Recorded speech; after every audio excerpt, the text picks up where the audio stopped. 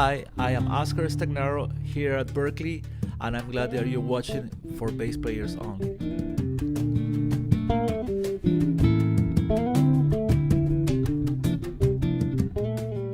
Hi everyone, John Liebman here. You're watching for BassPlayersOnly.com. Here we are back again in pretty much my favorite place, the campus of Berklee College of Music in Boston, with revered bass faculty member Oscar Stagnaro. How are you, Oscar? John, it's a pleasure to see you again, and then even if it's a little colder, we're in good mood so far. Well, you made a comment in our last interview, which was a couple years ago already. You said summertime in Boston is wonderful, but it's a little too short. So, but the one thing I wanted you to work on is the parking situation in Boston. I don't know how much that has improved or what influence you may have, but you know what? I didn't drive this time. I flew, so not my problem on this trip. That's the best. Yeah, the best solution is taking the tea. Yeah. That's it. There you go.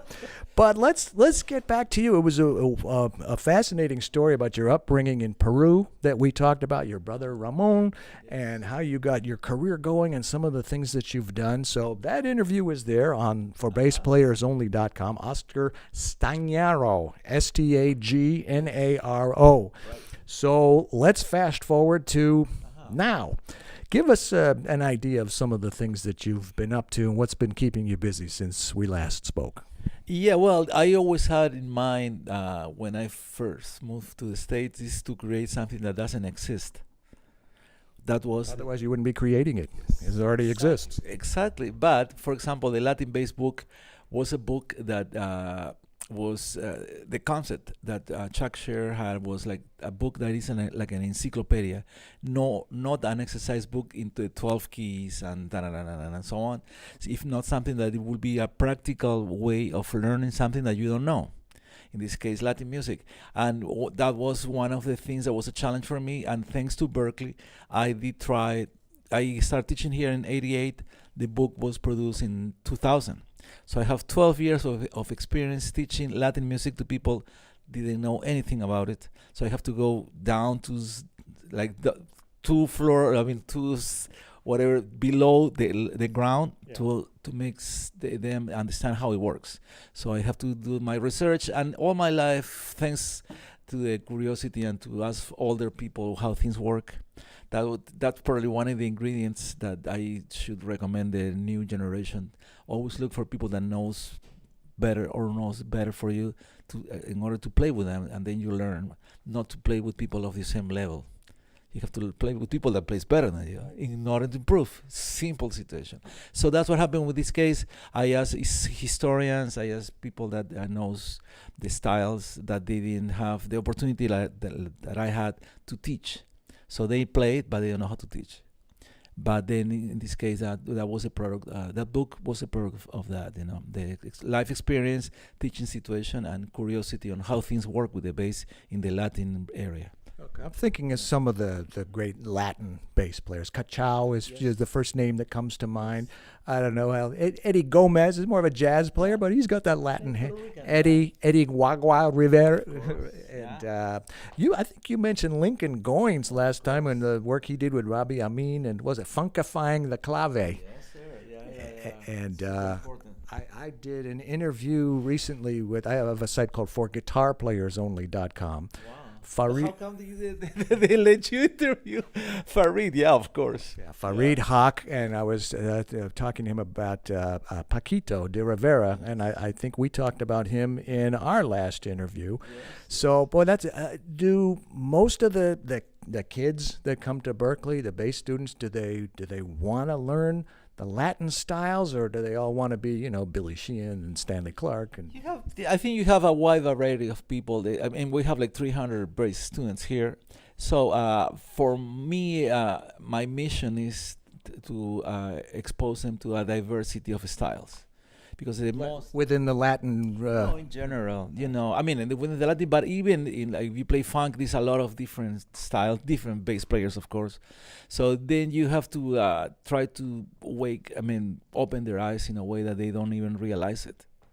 So let's hear this stuff. That this guy played here, they play there, and so on. So slowly they get curious about it, because you cannot teach somebody that doesn't want to be taught.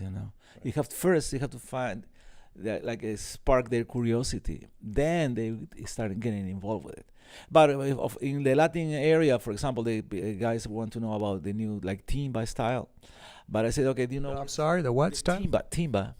It's a new style, like Cubans. They have developed that things. Not to be confused with tumbao. No, okay. Timba. So it's like more modern. They do a lot of the stuff that Jaco did back in the 70s.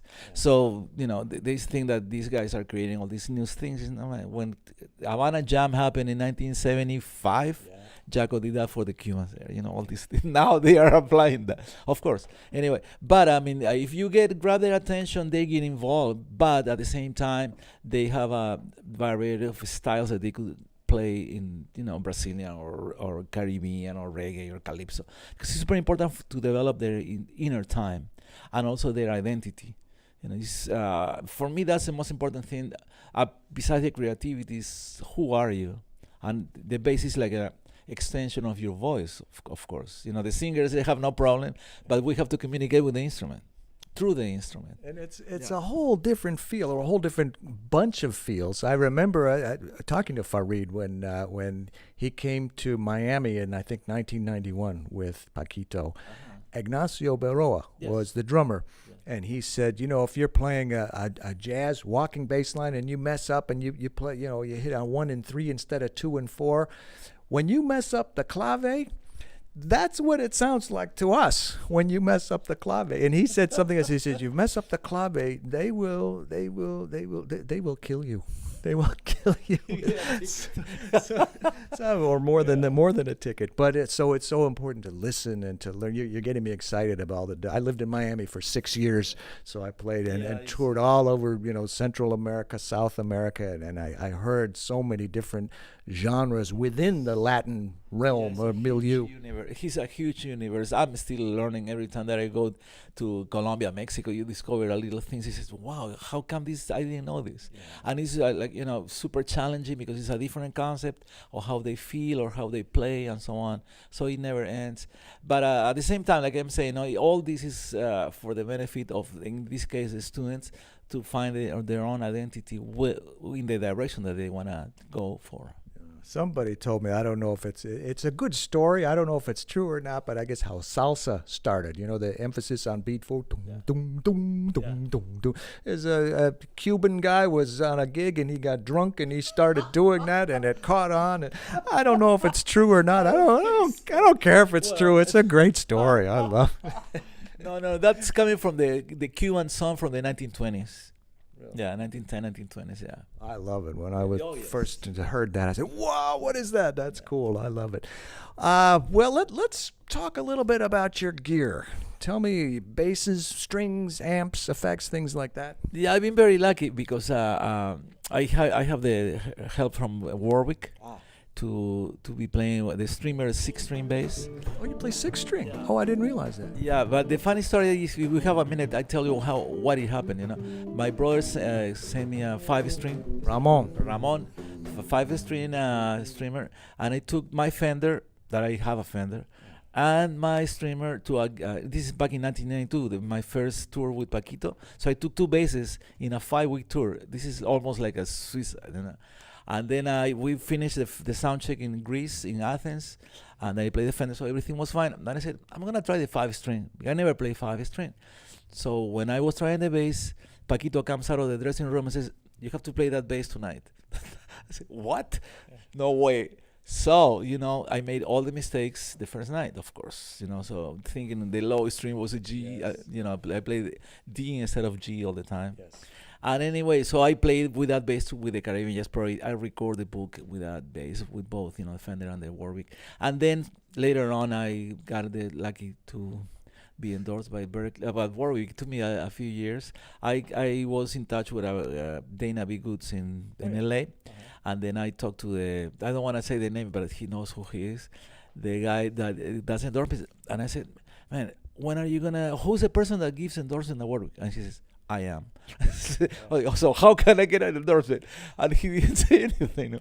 But after a while, I sent him all the bios and things like that. And after a few years, he was great, and he sent me a few basses. Yeah, they're great people. They've invited me to their factory in Machneikirchen, Germany, and I've gone 3 times. They had their bass camp. You also play the Kala U bass, don't you? Yeah, I had the original one. It's called the U bass, and then the California. Stuff. They're great basses. Yeah, so I'm learning how to play, because you have to play different, very light. But to find the right sound, and it's very different, which is important. In this case, the Warwick, for me, there is not many people in the area that I'm playing Warwick. So that sound is like a fresh sound for that thing. The same with the Kala. If you play other type of gigs than Latin, then you find a different sound, a different identity to express with that instrument. I was interviewing Oscar Cartaya, Sure. Oscar with a K. Yes, I don't know why there's.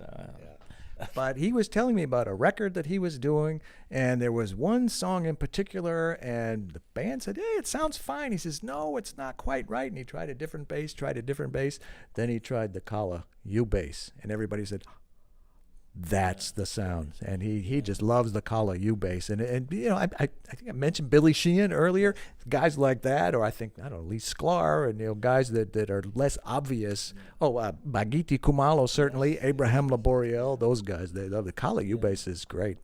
What about strings? Not necessarily for the Kala, but I mean for your Warwicks, your Fenders. Yeah, I've also been lucky to be endorsing DR. They're great. I try the neon. I try the high beams.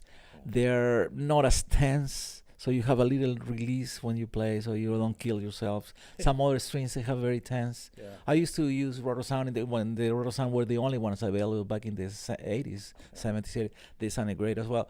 But the DRs have a different way, so more flexibility, I could say, so you could find your own sound as well. Yeah. So it seems to be important to you not to sound like anybody else, or certainly not like everybody else. Yes, I mean the other way around, Yeah. So because it's the same way when we talk. Probably we talk about the same subject, but the tone of our voice is different. Yeah. So then it's not what he said; it was how he said it.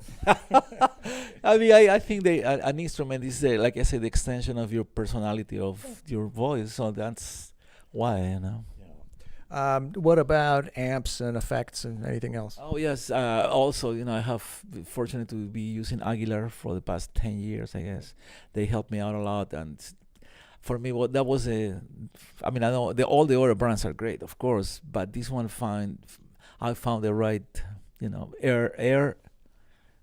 It hit the spot. Yeah, okay. To say the least. Yeah, and they have a new the AGE 700, which is great amp. And then I have the 4 10s in one speaker. In one cabinet. Yeah, excellent. Yeah, gives you enough bottom with the 10-inch speakers. With with the 6-string, give you plenty of bottom. Yeah, definitely. Yeah, great. Yeah, and the AG also, he's like a lot of room, headroom. Yeah, so the quality is great. What about the future? What's coming up? What else can we look forward to seeing and hearing from Oscar Stagnaro? It's like saying your name.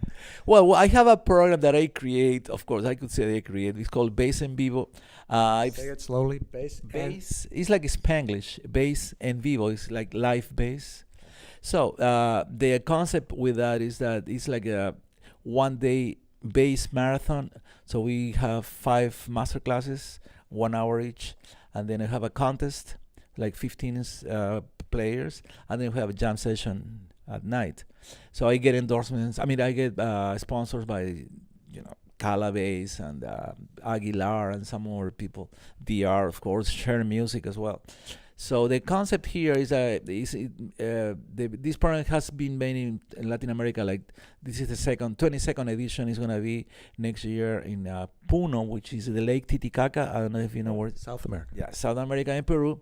So we're gonna do the 22nd edition, and the concept is to preserve the identity of the country or the players or the region. They have to perform a tune by a Peruvian composer, in this case, arranged or played in the style and the technique that they want. But it has to be a Peruvian composer. Beautiful. Yeah. So they learn, first of all, their music, respect the composers, respect the play, and then they could do whatever they want. So there's a format and there's some guidelines, but there's also some freedom for expression. all the time. Beautiful. And you do this at different places all over, right? Yes, we started in Peru back in 2014. Then we have done in Argentina, Brazil, Colombia, Mexico, and Puerto Rico. And then probably we're going to expand this year to Dominican Republic and a couple more countries. Beautiful. I played there a couple of times. A place called Altos de Chavon. Oh, yeah, beautiful. Yeah. Boy, I think we covered a lot here. It's great. I just get excited about the whole Latin thing and about your approach to bass and your unique sound and the other things that are important. I'm really glad that you were able to take a few minutes and sit down with us. Thank you very much. No, John, it's a pleasure for me.